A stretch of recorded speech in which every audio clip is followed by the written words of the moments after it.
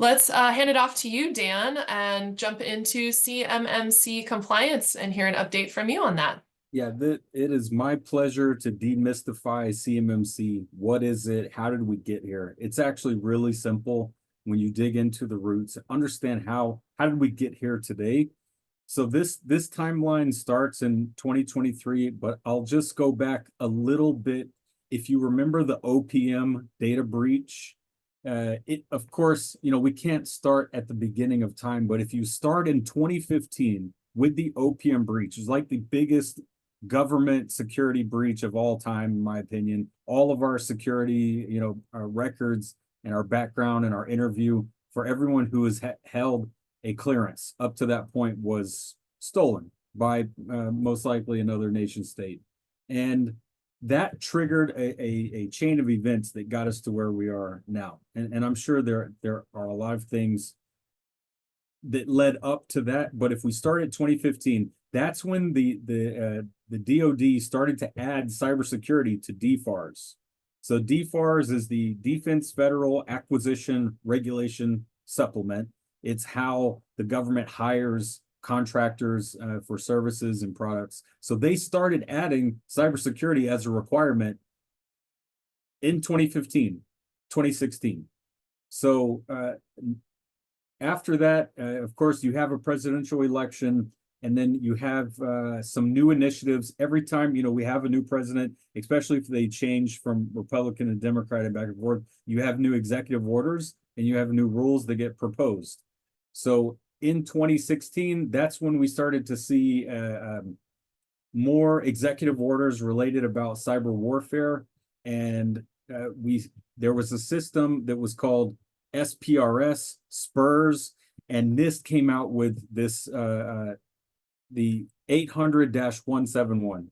Now, NIST 800-171 was supposed to be how contractors could be compliant with this DFARS clause that says you have to protect government data.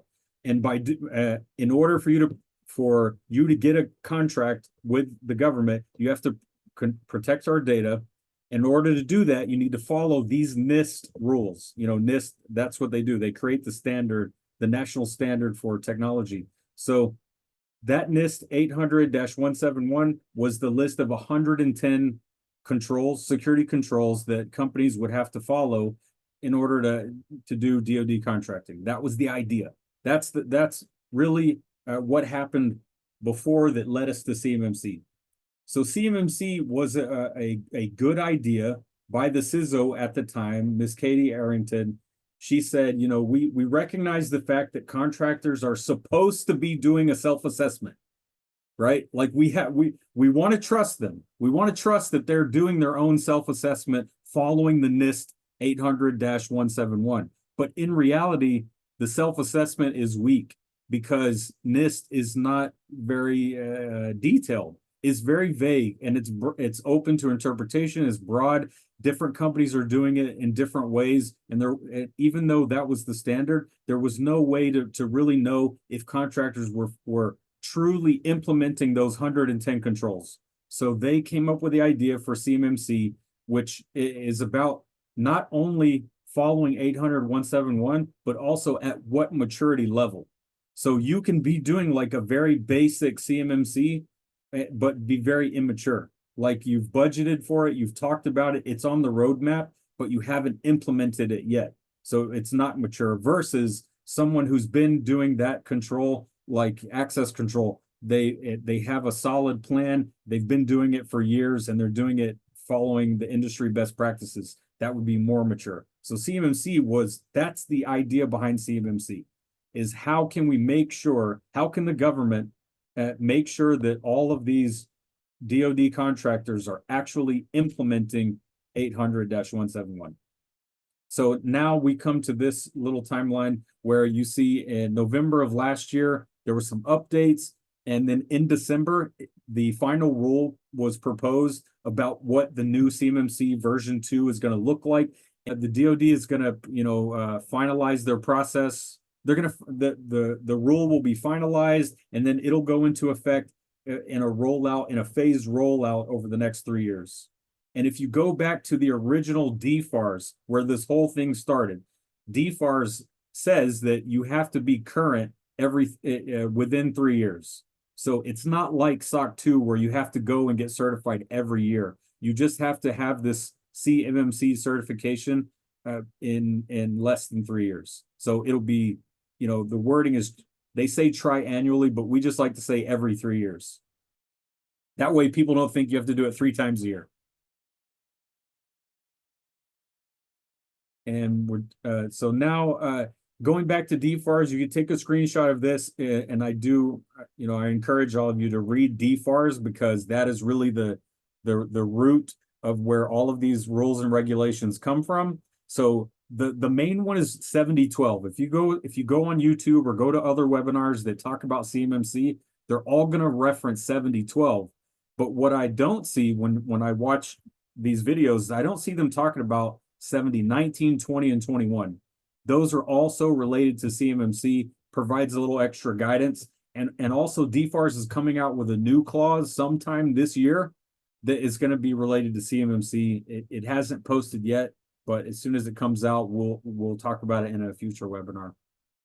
Dan, the questions that we have from the audience are one from Ryan R. as in Romeo. Ryan says, if a contract has a DFARS 7012 clause, but the contractor doesn't receive or create CUI during execution, does the contract work need to be done in an 800-171 compliance setup?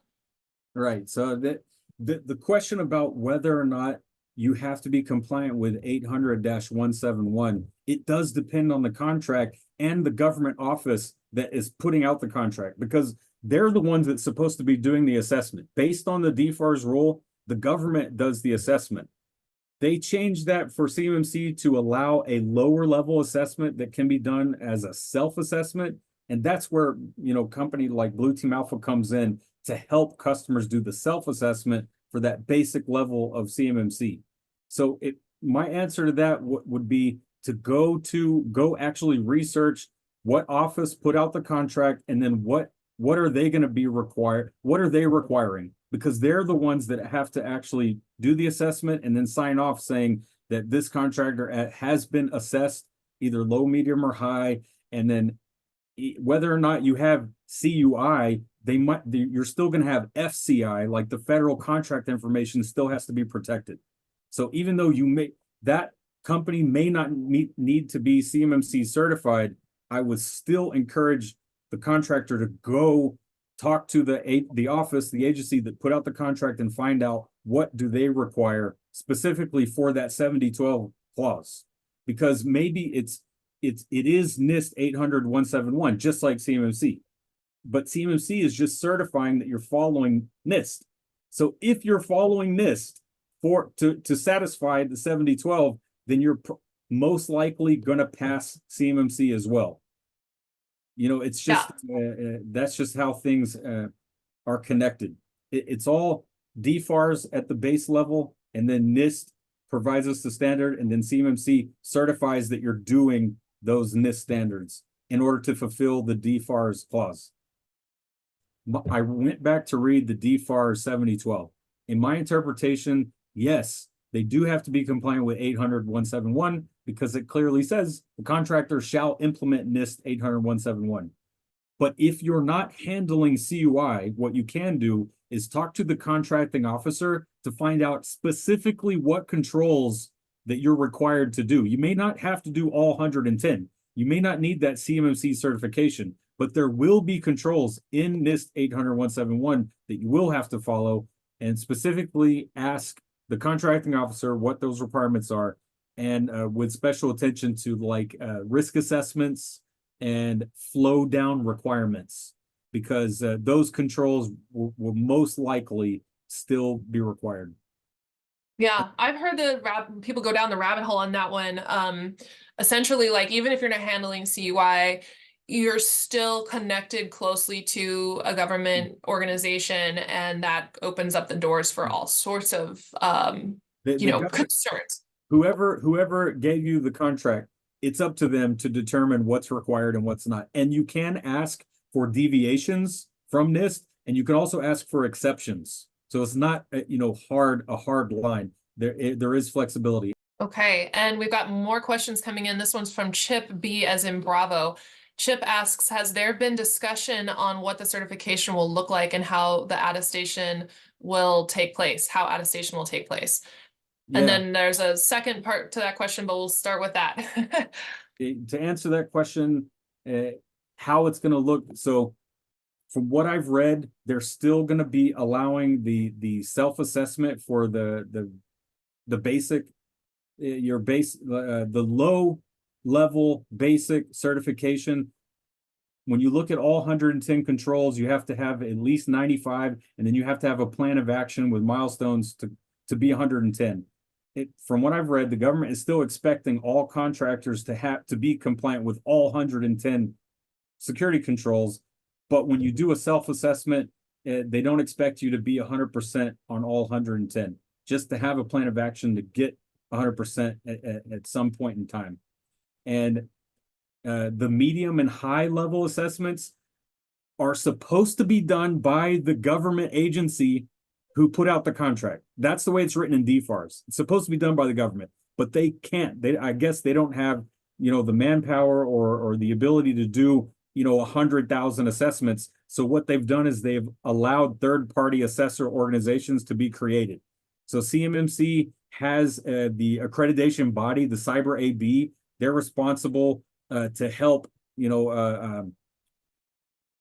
decide who is able to be one of those third-party assessors. And Blue Team Right. Alpha, we don't have plans to become the third-party assessor, but what we can do today is help companies do the basic self-assessment, and like for CMMC readiness. We can go through all 110 controls and make sure that you will be 100% compliant when you go get a true audit by one of those third-party organizations or the government office itself. To answer your question, it is contract specific, so it won't be a requirement to register with SAM. As far as I can tell, it's specific to the contract. Yeah. All right, next question from Adam G as in golf. Adam says, for the triennial assessment, are self-assessments still required in the off years? If so, can the same company perform both on your behalf? It can't. So technically, it can be done by the same company. That's just not the best practice, because if the same company is helping you with your self-assessment and who's going and doing your third-party triannual every 3-year assessment, they might be missing something. So our recommendation is to mix it up. In the off years, have a different company go and help you with the self-assessment, and then pick a different company to do the full 3-year assessment. But I didn't find anything that said it could not be the same company. And don't hold me to that, but just based on my research here within the webinar, it looks like it can be, but probably shouldn't. Now here's something big that I would like everybody to be aware of. NIST 800-171 is very basic. If you see here 3.1.1, it's one sentence. Limit system access to authorized users. Processes acting on behalf of authorized users and devices.